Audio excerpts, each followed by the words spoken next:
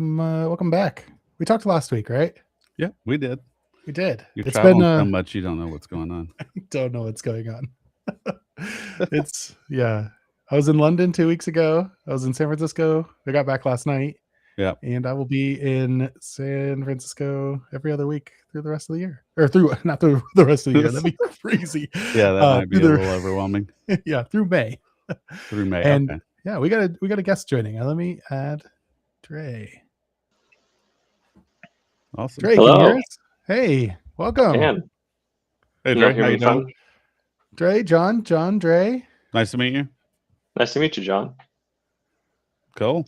Yeah, we just got started. Nick was talking about all his traveling that he's had to do, so you haven't missed anything. He does quite a bit of it.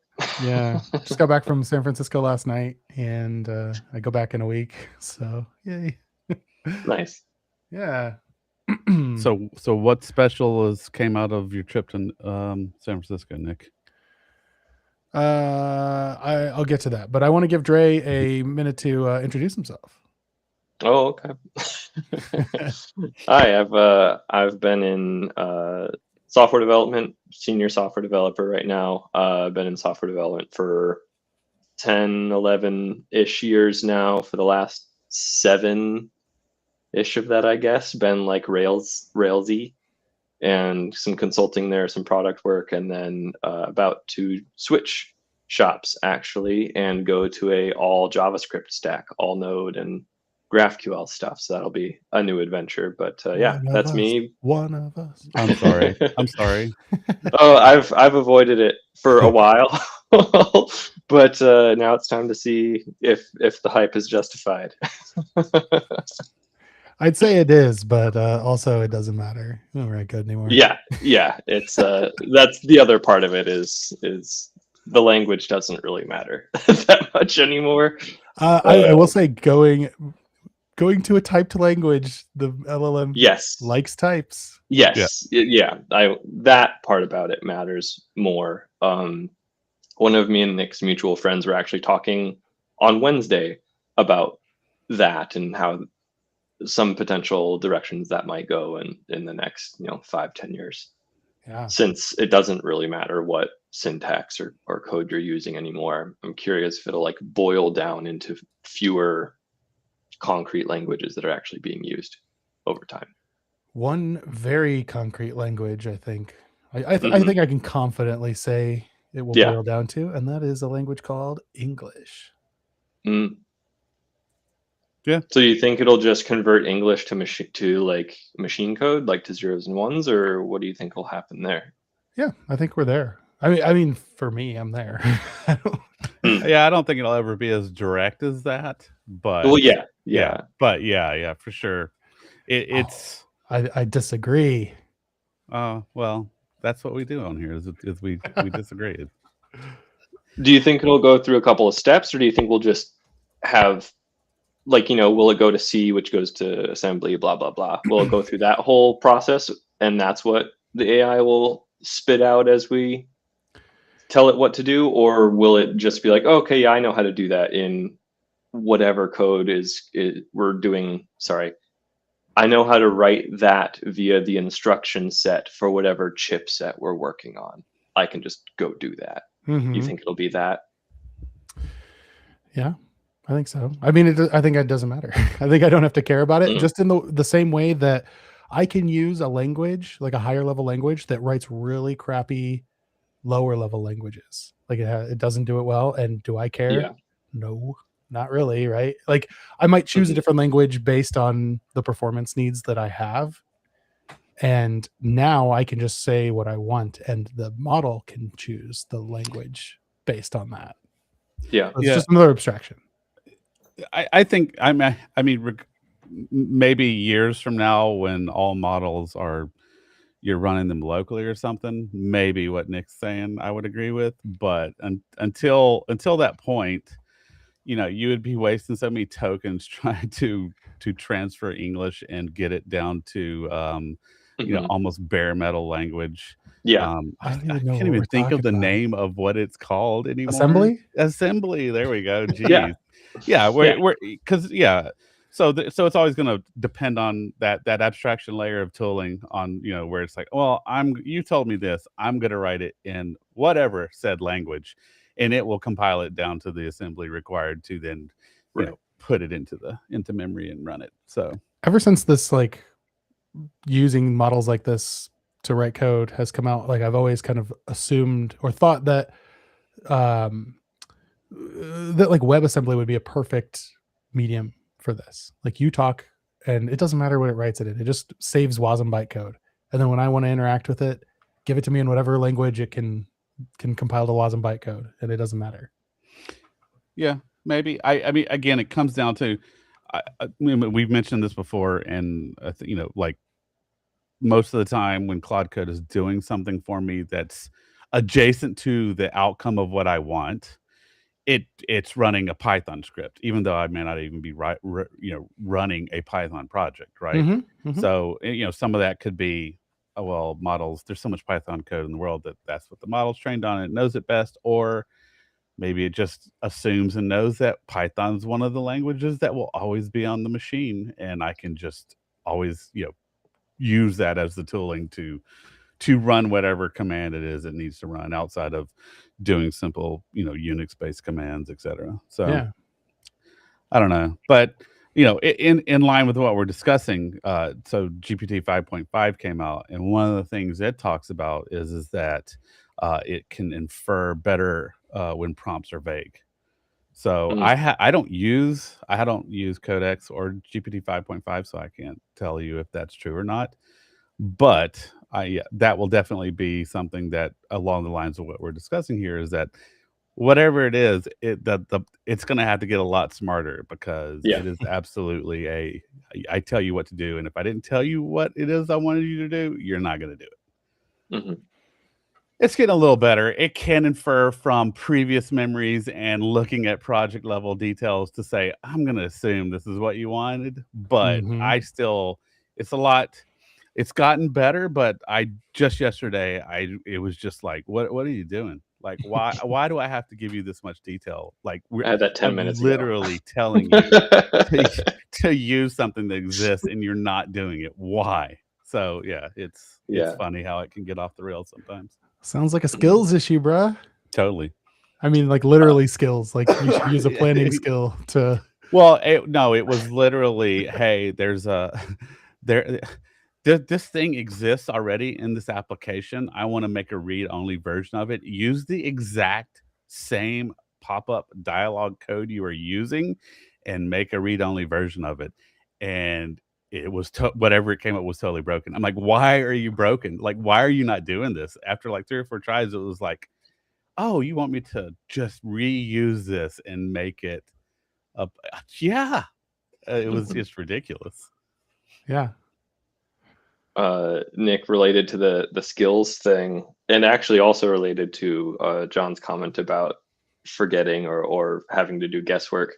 I was screwing around with Pi yesterday and built a MemPalace extension for it, because I think it was Nick that shared that Mia Jovovich from like Fifth Element and Resident Evil movies made MemPalace, just like a opinionated RAG type solution.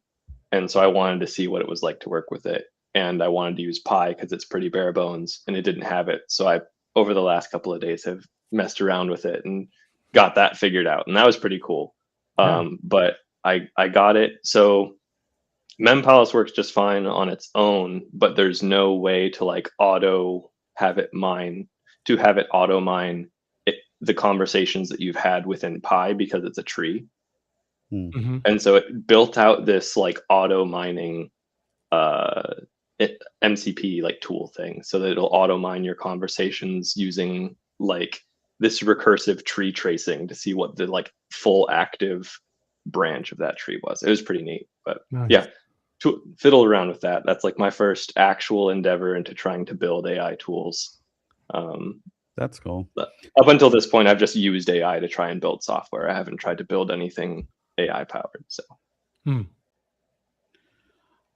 I did not dig into the MemPalace thing. I remember seeing it, and I glanced at it, and I could not apply it to anything in my current needs, Yeah. so I didn't pay that much attention to it. But I need to go back and take a look at it. I think Yeah. another one that's really good to or worthwhile to look at is Karpathy's I forgot what it's called. His memory thing. Yeah. Memory something. I'll find it. I think the guy that I'm terrible at remembering names. The engineer that created Pi, I'm pretty sure he name dropped exactly what you're talking about during a talk I was watching of his like 2 or 3 days ago. Mm-hmm. Mario is his name. I don't know how to pronounce his last name. From Pi. I mean. Oh, so sorry. The connection I was trying to draw there with like the guesswork part that John was talking about was that part of the Mem Palace integration, I think on its own, and then the one that I built just kind of took that philosophy, is one of the lines that it injects into the context or the system prompt is to, before guessing at anything, do a Mem Palace search to see if there's something that would give you that information or that decision to infer whatever you need to based off of that before you go do some kind of web search or find out what conventions are and then guess stuff like that. So that's why I wanted it, was that if you're mining your previous conversations with Mem Palace, that includes design decisions that you made in previous sessions. So I thought that was pretty neat. Yeah, that was the thing that that I was interested in, was more of the project management piece. And the thing is, when I remember why I probably moved on from it just pretty quickly, was because I was looking at it, I was like, I think the biggest gap I have in using a tool like that is I probably never write down those decisions in the first place. So then there's no memory for it to go. It's like you to go mine. The first step is like actually the capturing of, this is the decision I made, and write it in there. And honestly, this is one thing. So one thing that I have benefited from a ton, outside of the fact that tools like Cloud Code, et cetera, allow me to just work on things I never probably would have worked on in the first place, because I just like, this doesn't mean that much to me. I'm not going to go do it. But now it's like, oh, I'll just chat with you for a few minutes and see what it comes up with. Is I will try and end each session with a, hey, I need you to capture the things we decided here and any key elements in here, and make sure those are stored in some kind of memory, maybe the Claude.md, whatever. So that way now I can actually go back and why did we do this? And there may be at least some inkling of this is why we did it, right? And in some cases, I've been playing around with I love Obsidian. I haven't used Obsidian as directly as I used to, where I was probably doing more gardening and capturing into it. But now I have a bunch of skills that I've been building up through Cloud Code, where I have essentially a project sitting on top of an Obsidian vault and a bunch of skills that are being built up in it, to where it will go capture these, and that's more of a long-term memory. So it may not be a memory built in the Claude, but I can tell it, hey, this vault over here has things that I've worked on, and you have skills built in to know how to go and what's what in here. Let's go have a conversation about this. So I think that's pretty cool as well. Nice. Yeah, I just built a skill yesterday that like, as I'm doing things with Claude, and like, I'm working on a focused task that I want to do, but oftentimes things come up just constantly, like, oh, we should do this too. It's kind of out of scope for what we're doing here, but like, I'm here now and I have all this memory and like this conversation built up that got me here, right? So there's context that's valuable here. And so I made a new skill called Side Quest, and it will take the conversation up to that point, summarize it, but also have like a link back to it. And it'll like let me give it a task. Like, this is, I want to take it here. So we're going to go do this. And then it has how we got to that, plus a link to the full conversation, etc. And right now it stores that as a markdown file and throws it into my Obsidian vault. All of my auto-generated stuff or AI-generated stuff in my Obsidian vault, those folders start with a bang. So it puts it in one called Side Quests, Bang Side Quests. and then it names it like the date plus the repo that I'm in plus a slug of whatever task I want to do, and then it puts it in my to-do list. And that's as far as I got with it yesterday. All of that works pretty great. It's using OmniFocus's MCP or a MCP server for OmniFocus to throw it in there. Yep. But today I was just messing with it, and this kind of leads into something that I wanted to bring up. Is I started playing with Devin. Have you heard of Devin? This is the one that really kind of came out in the beginning, where it was like the robot. I will do all the coding for you, but it was like smoke and mirrors at that point. It sucked a year ago. Honestly, it flat out sucked. We have it again, and I tried it for the first time 2 days ago. It's freaking sweet. It works so well. And so I set up a Devin MCP in Claude so that I can now take those side quests and just give it to Devin. And the amazing thing about that is it's going to take that and run with it, and it's going to do it all on like Devin machines somewhere out in the cloud. Yeah. And then it's going to like work on it. And you can literally go to like devin.ai and look at the session. You can see the browser if it's like using a browser. You can see the terminal if it's using a terminal. Like you can see what Devin is doing. You can see all the commands it's running, but it requires no input from you. Yeah, and now here's the beautiful thing. We are currently like playing with 2 code review bots. We have CodeRabbit and Greptile.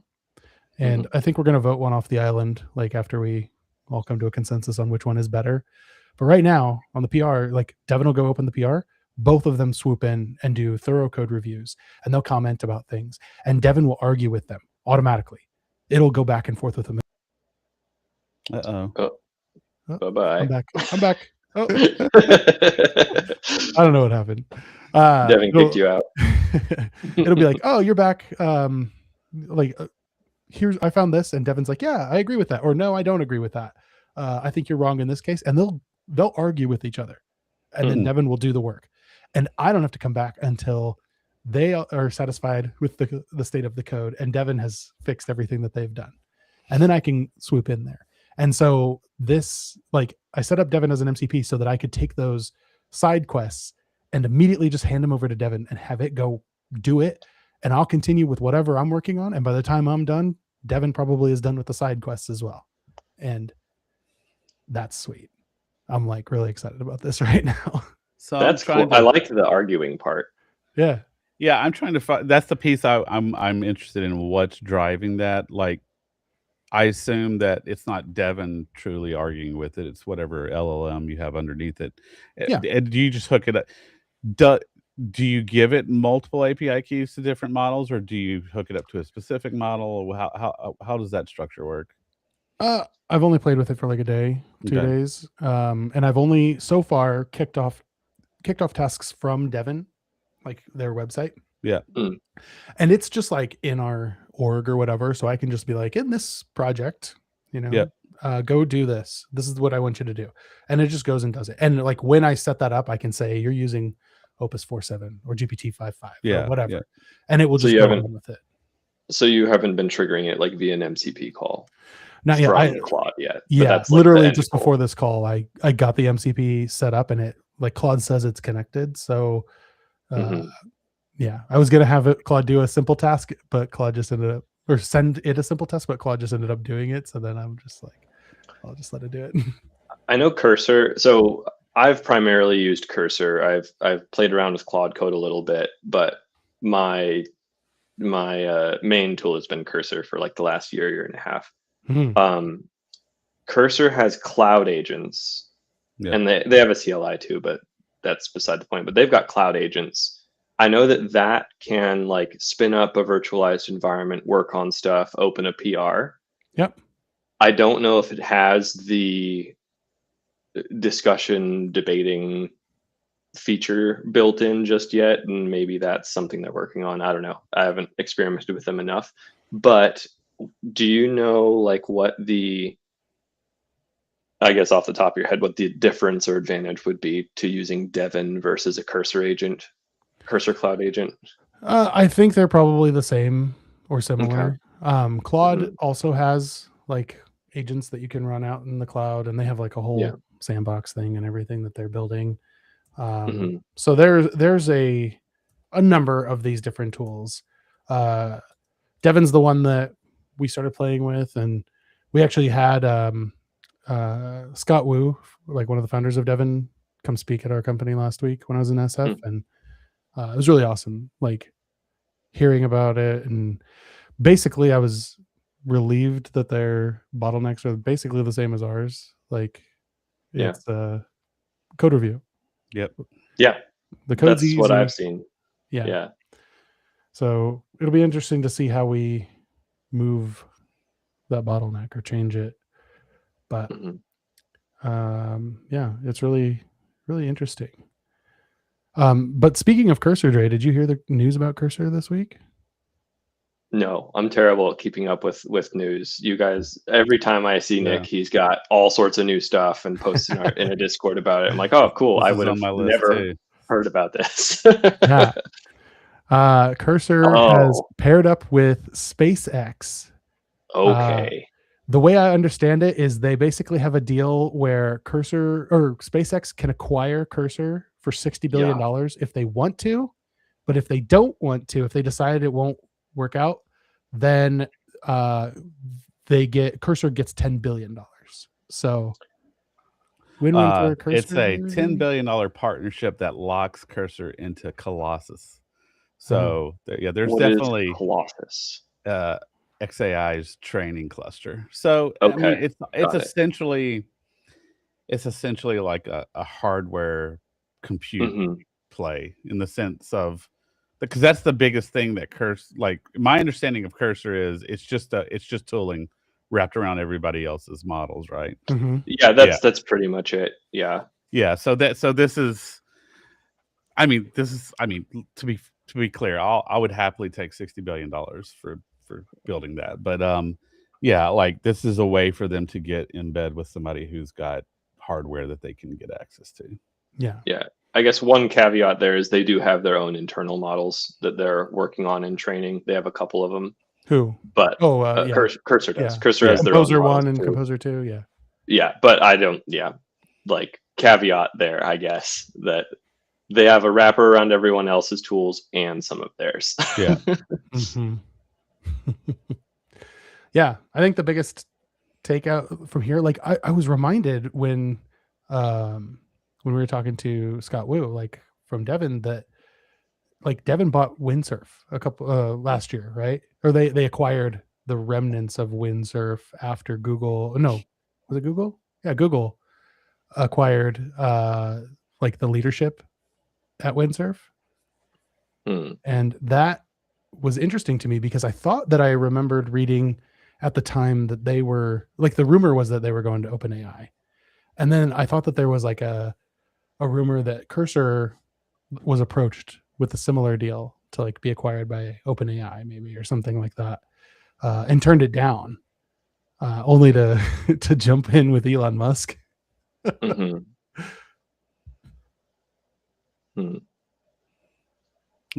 still haven't played around with Cursor at all. Me neither. I've enjoyed it, but I think it boils down to it's probably doing about the same thing that I think everything is roughly doing the same thing. The only one that I've noticed being really even different slightly is that Pi is just more bare bonesy, and then you build whatever you want to add to it. But it feels like everything else is a TUI or a GUI that roughly does the same thing and may or may not have different modes. Yeah, I think we're kind of all collapsing to the same type of stuff. You also Pi got acquired, right? I didn't. Who acquired Pi? I forgot. It's some company that's named after the Lord of the Rings thing. No, it was it was we talked about this last week, and I cannot remember. It was a Lord of the Rings named thing. So was it Palantir? No, not that one. No, they specifically called out their Lord of the Rings. That would have been crazy. Evil. Yeah. I was gonna say, to kind of a little bit of full circle on the Node stuff, part of the reason I've stayed out of JavaScript or been more hesitant to go towards like the JavaScript stuff is just because there's so much there and a lot of it feels samey, so it becomes kind of like impossible in my mind to dip into and decide which one of the many reactive libraries I want to go with. Mhm. Or whatever that might be. I feel like a similar thing is happening now with AI, and that's part of why I've had a hard time like keeping track of what I should dig into or like trying to play with all of the different tools. Is they feel like they're kind of all doing roughly the same thing, but there's a new one every 3 days, if not faster. So, yeah, I'm curious how both of you try to sift through it other than just trying to touch everything and see what you think. For JavaScript specifically? No, for AI stuff, for AI tools, Oh, yeah. approaches, stuff like that. Yeah. I will say before I get into that JavaScript is pretty much quieted down. It's Is just that React. that's good. It's just React. And then there's some flavors of it. Unfortunately, Next is very popular, and I think that's Mhm. very disappointing. But it's just React. And nobody cares about code anymore. We just write. We use Yes. AI. Yeah. But yeah, my opinion on this is like you're gonna get further. You should do some experimentation, but you're gonna get further by learning the intricacies of a single tool Yeah. or a couple of tools, but like understanding how to kick off subagents and do it properly. And now like subagents, you can like share the parent's context with them, things like that. Like understanding those like deeper, more advanced usage and when to use them and how to use them, all of that. Like you're going to get so much further than someone who has 5 tools open and is copying and pasting messages between Yeah. them. At the same time, right now I am doing a heck of a lot of copying and pasting between Opus 4.7 and Codex 5.5. Codex 5.5 is real good. Really? Yeah. Or GPT 5.5, whatever. Yeah, In yeah. Codex. Codex, the tool sucks, but Mm.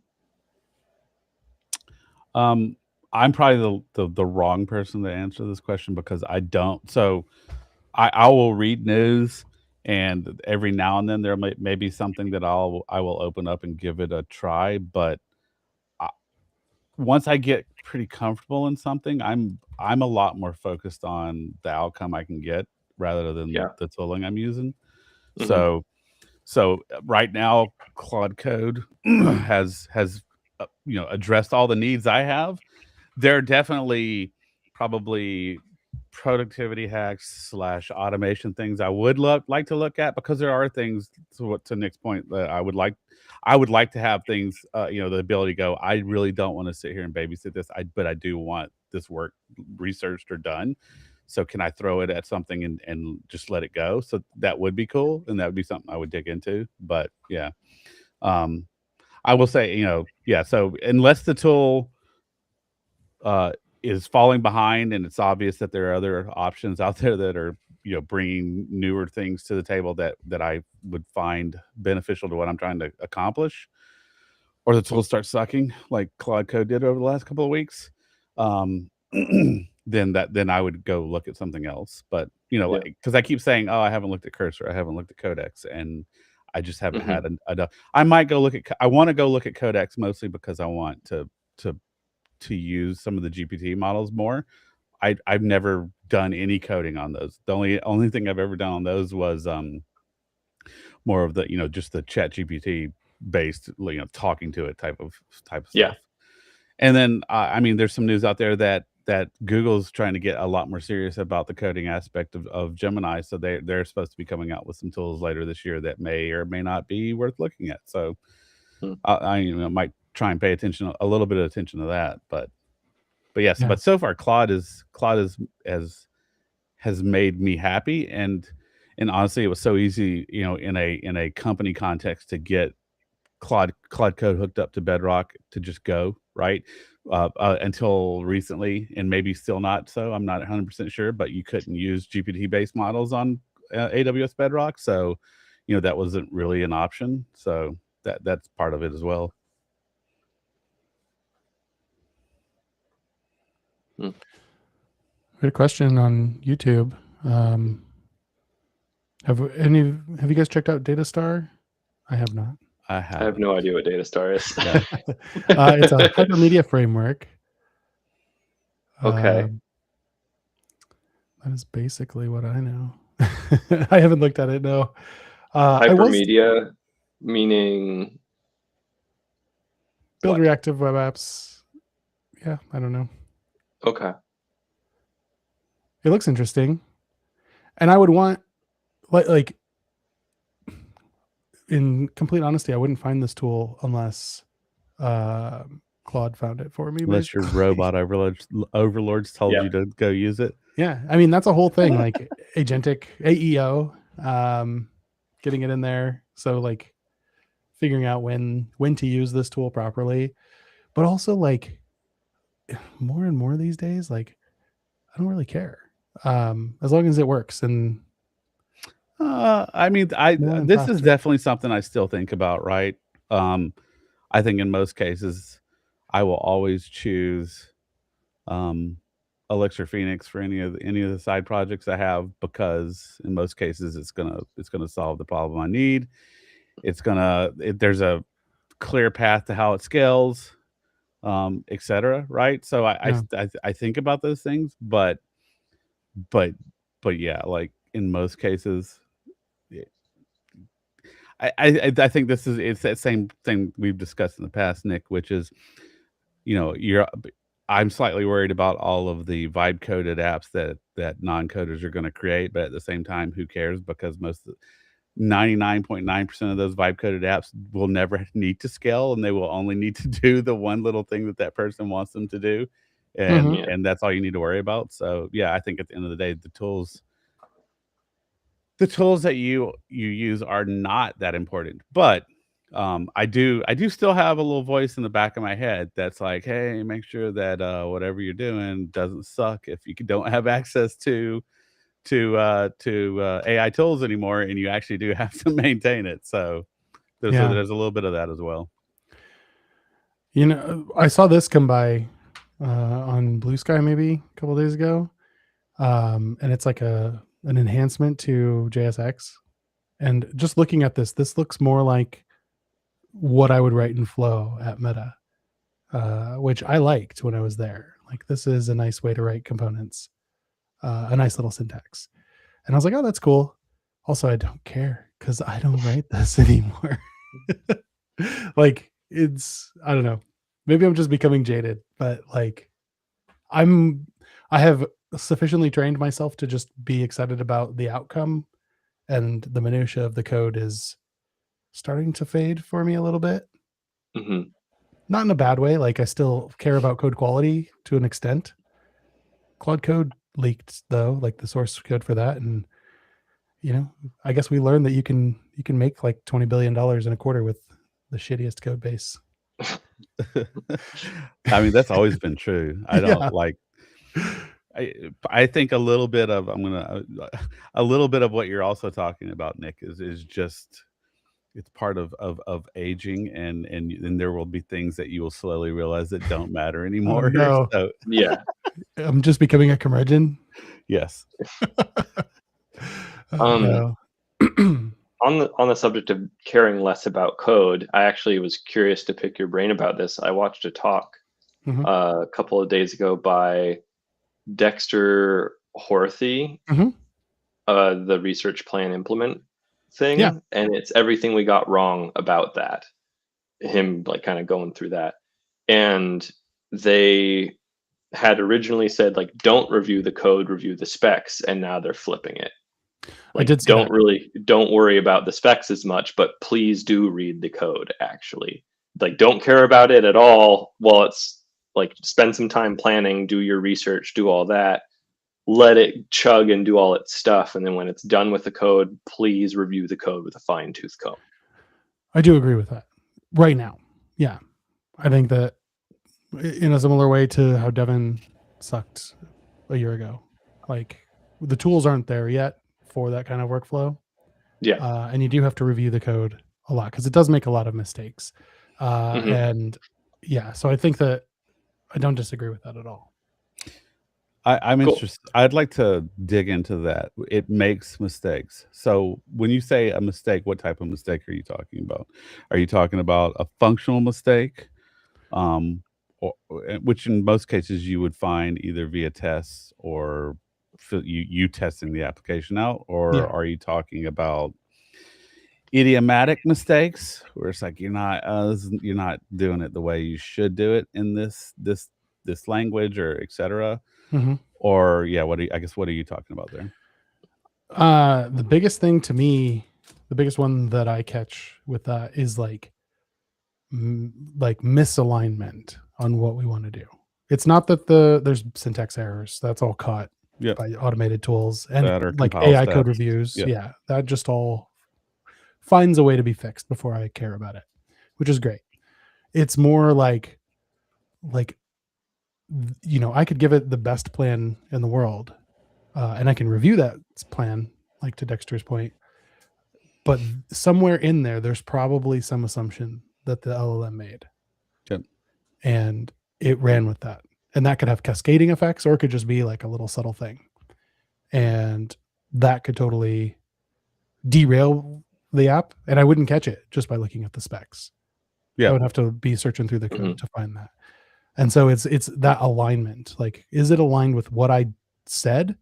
And was what I said actually clear enough? Yep. That's something that I can't get Which right. I mean that leans more towards the you should review your specs as well as a little bit, right? It depends on the size of the problem, but yeah. but the day to day, like it's just going to be so hard to do. I think there's trade-offs too, quite a bit. Like, depends on the complexity of the app. It depends on, I think that you can start more greenfield things and get going very quickly. And if it gets idiomatic things wrong about, it's not using like React correctly or whatever, it's using use effect, right? Like that is so easy to refactor out with another prompt later on. Oh yeah, but I would argue that the use effect idiom is actually a performance based problem, right? Like, so yeah, that I would throw that into it being wrong from a performance standpoint. But you're right, like that makes total sense. The way I've been approaching it, and outside of my professional usage of it, right, where that is a much stricter environment. On my side projects that need a little bit more rigor, but not the level that I would say professional environment does. I do not review the code every time I do a code review, right? Nick's part of this process because he has access to Copilot. I don't, so I'm like, hey Nick, there's a PR. Go make Copilot look at it, right? So I go through that process. What I do, so what I've gotten in the habit of doing now is, and I'm going to put another plug in for Tidewave because they added a feature that has been really helpful over the last week and a half. So now within Tidewave, they have a code review view, and it's literally, here's all the code, here's all of the changes that have happened right in this session, so you can go in and review them, that way. So I will do that. The other thing I do in each session is I will pay attention to what changes it's making. Generally, the thing I'm working on has gotten to a point now where the changes I'm asking it to make are not extremely broad. Like, it's literally like either fix this feature or add this feature. And I know in my head, you should be touching maybe 2 places in the code. And when it comes back and it goes, oh, I just updated the 5 places that this needed to be fixed, I'll be like, hold on, nope. Why are there 5 places? Let's fix this now. So that's another way that while I'm not doing code reviews, I will try and do some code hygiene management that way, right? Where I'm like, you are clearly duplicating things and this should not be duplicated. And in some cases we've had conversations like you're of course it always, although I've gotten it to not say this, you're absolutely right. In some cases it's like, no, this is duplicated because of these concerns, right? And I'm like, oh, okay, no, that makes sense. Or you don't need to duplicate it that way. you can abstract this out into a thing, and then you're duplicating the usage and or overriding the usage. So that's another way that I've at least done it. And then the other thing is I will spend some time where I'm not adding features and I'm not trying to fix something, but I'm having a conversation with it to be like, hey, I want to have a session where we go and look for duplicated code. I want you to spin up five different, I think the last prompt I did was like, you're a principal engineer and you have a team of 5, elite, I don't know what language I use, but you said you have 5 people who you're going to go find unused code, duplicated code, etc., and just have those sessions where you're kind of doing code hygiene, right? Instead of me spending the time. And then there were a couple of times during that point where I went in and I actually looked at the code so I could have maybe a bit more direct conversation with it, where it's like, there's duplication here, or there's a pattern here that makes no sense. You've explained to me why it's there. I can't fully grok your explanation. I looked at the code and now I can go tell you this module doesn't need to be used. You're literally like, it's all in the database now. Like, get rid of it, right? And so I think those sessions are more beneficial at this point. And like this is a problem that every company is going to have. It's a problem that my company is currently going through. You have code bases predominantly written by humans in the past. You have AI agents now working on that code, and you have software engineers whose belief is that their worth and what we're paying them for is to write this really good code. And it's like, no, that's part of it. That's a very small part of it. And they still believe that I have to look at every line of code and make sure it maps to every way we do things. And that's not completely true either. I do want them to look at the code because we don't want to ship in something improperly, but there's got to be this meeting in the middle, right? So that's going to be an interesting thing that I think happens over the next, several months and a year. And you have extreme views. If you look at the builders of Claude Code, it's like, yeah, you don't do them. You don't do code reviews. A human doesn't do it. The bots write the code, the bots review it. You just make sure that you're giving them very clear instructions. So I think this will be a very interesting way of things, migrating over the next several months. Yeah. And it seems like there's like a rise of models, very tiny models that will do like help you, like adjust things on your behalf, or guide you in very small, very pointed ways, which I think is awesome. Auto mode in Claude Code, for example, is one of those. If you have auto mode enabled, it won't ask you for permissions on things because there's another model that is doing that for it. Yeah. And if it thinks anything is dangerous, it's going to flag it to you. But, and if it's broken, it won't. It'll act like it'll think it's asking you questions, and it won't do anything. I think OpenAI also released a very small open source model that is just focused around security, and it's so small that it can run in a browser.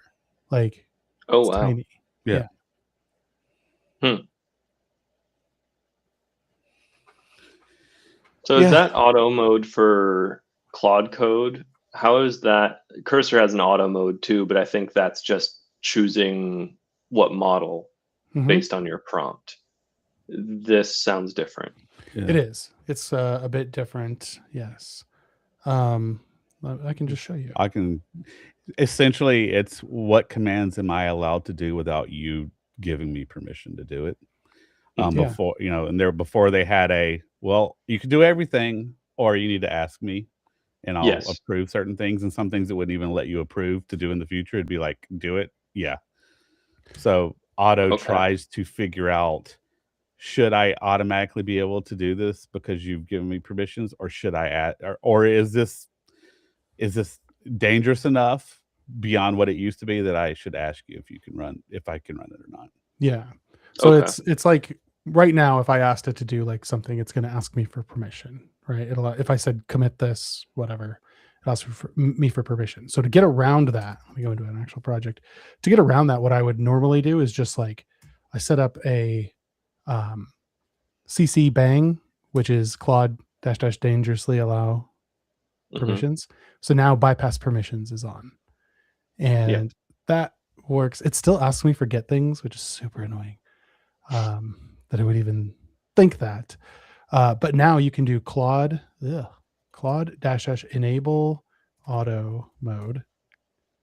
And now it will allow me. And now I can shift tab over to enable it and then make it my default mode.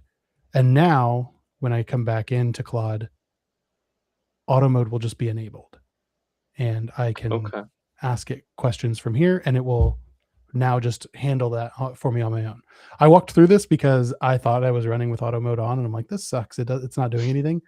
You have to do these stupid steps to get it to got to do actually the special commands to get Yeah. it to actually to do anything. Hey, Nick, did you see there's another thing that and I don't know, I think maybe this is the in between dangerous and auto, but there's this fewer permissions prompts command that you can run. Have you seen that? No, I didn't. I think it may be trying to do what auto does in real time, but it just does it up front and tries to write out a permissions file or something. I briefly looked at it before we got on this call, but yeah, no, if you do like a / fewer - permissions - prompts, it kind of goes through and and it seems to be project based. So it's like, yeah, you do this a lot in this project, so and you keep telling me yes, so I think I'll just go ahead and mark this as I can do it going forward. Oh yeah. Yeah. Interesting. No, I like that.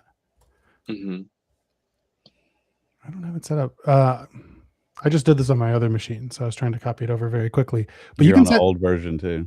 Oh, that's what it is, John. You're right. Cloud Yeah. update. It's failed. Cool. You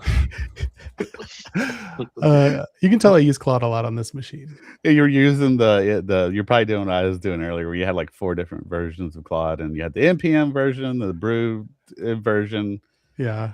But I think 119 is the latest. It is, yeah. But you can do in 119 or 118 and later, you can create custom themes for it. Finally, you can get rid of this horribly ugly orange and make it better. I was going to show off my theme. So you can like get down to the details of customizing the theme. Mm-hmm. Oh, cool. The important things. They're finally getting around to the important things now. Finally, right? Yeah. We've made it. Do we have background music yet? Ooh. That could be totally obnoxious. I was going to say we could totally do it and be obnoxious. Yeah. No, with hooks, you can totally do that. Just have it play like the what is it, the baby elephant dance every time it starts a task. Baby elephant dance. I've not heard this, but okay. Go look it up. We'll get demonetized on YouTube. Yeah, we don't need to do that for all of our monetization. So I'll probably have to drop here in a couple of minutes, but I did want to have one kind of final, or at least one topic that I wanted to talk about was this idea of token maxing. I know it's not a completely new one, but it seems to be popping up in the news more. Nick, is this something at your company? Are you guys token maxing? No, I mean not in the sense of like what Meta's doing, but you should be doing a lot more.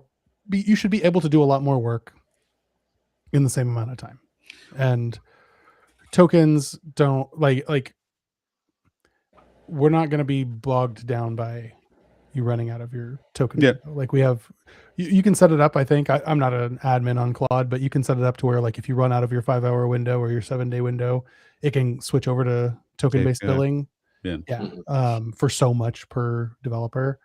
And that has been enough that I never run into issues except for when Claude's down. But yeah, that's. I guess I was specifically talking from is this a metric that teams are judged on? I don't think not is directly. it being treated as the new you're not writing enough velocity code, so you're not doing work?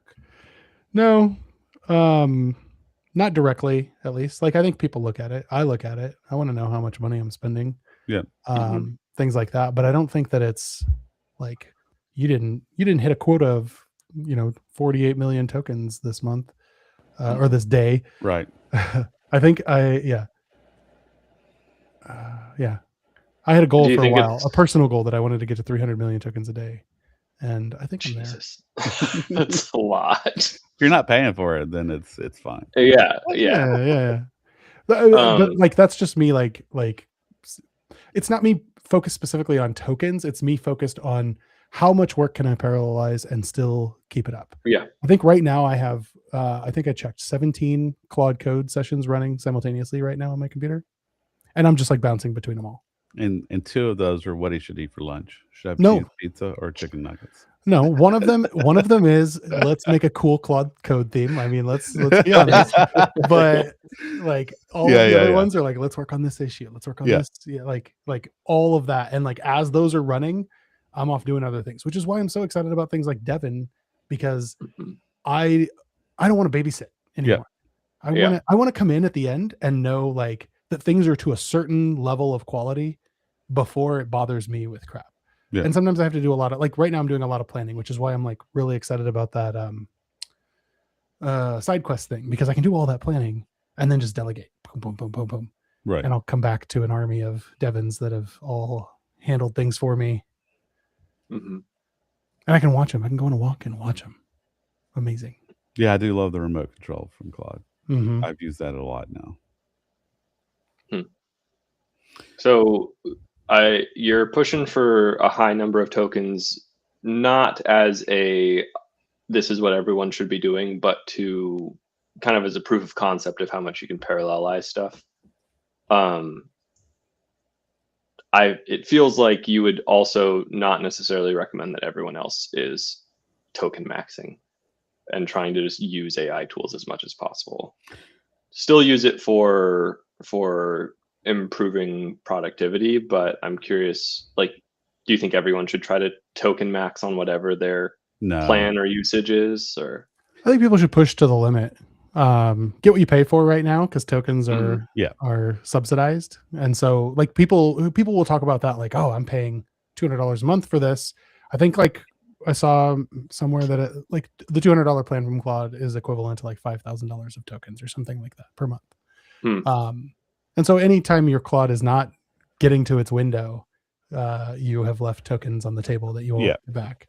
Yeah, and I can see that, like if you're trying to optimize, and you could do like a ton of planning and stuff, and then like space it out to be within the 5-hour windows. Like, well, that seems ridiculous to me. But also, I can see why you would do that, because you're going to get more done and probably do it in an automated way, and then come back and review and things on your own afterwards.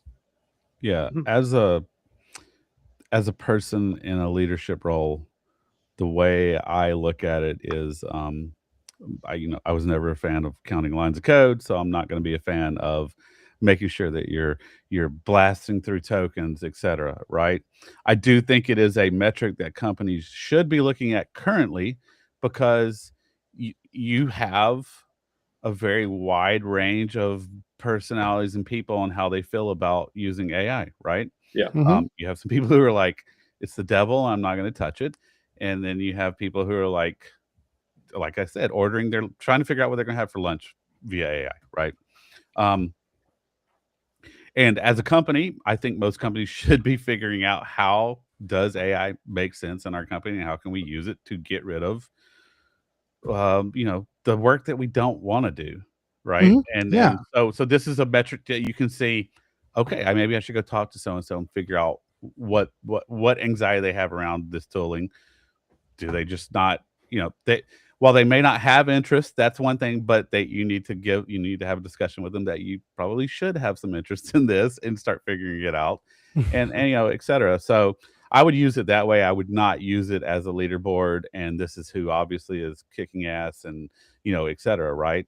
I think it's more important what you're using the tokens on, and right now that everyone's engaged in at least trying to figure out how this fits in the roles that they have. I agree. Yeah, like using it as a metric to see who is investing in these tools right now and who's not. Yeah, I do think that not investing in these tools is a major liability to your career at this point. Yeah, I'd agree with that. Yeah. On this topic, and we can end it after this ambiguous question. Do you think that that our friends at Cursor have to print out their tokens every week and deliver them to Elon to get approval? Just an email. They just have to send an email. I don't know. That's what Twitter had to do, right? Did they? Yes. There was a They had point to print out the where, code yeah, that it they was- worked on, so that Elon, the star coder, could go. Yeah, there was a lot of asinine things that were Okay. going on in the beginning that made 0 sense. And I wonder how. Yeah, it's just that's such a high level of mismanagement that I feel like it was just level of trolling. It was Yeah. like honestly, to me, what it was Don't give him I that much need a credit. lot of you to quit, so I'm going to do the most Oh, ridiculous things that I can yeah. do to have you quit. Okay. Yeah. And then what happened is he ended up with the group of people that he ended up with, which are I am not in any I am in a situation where I can't quit, right? Because of either my visa status, etc. So I'm going to jump through the hoops that you want.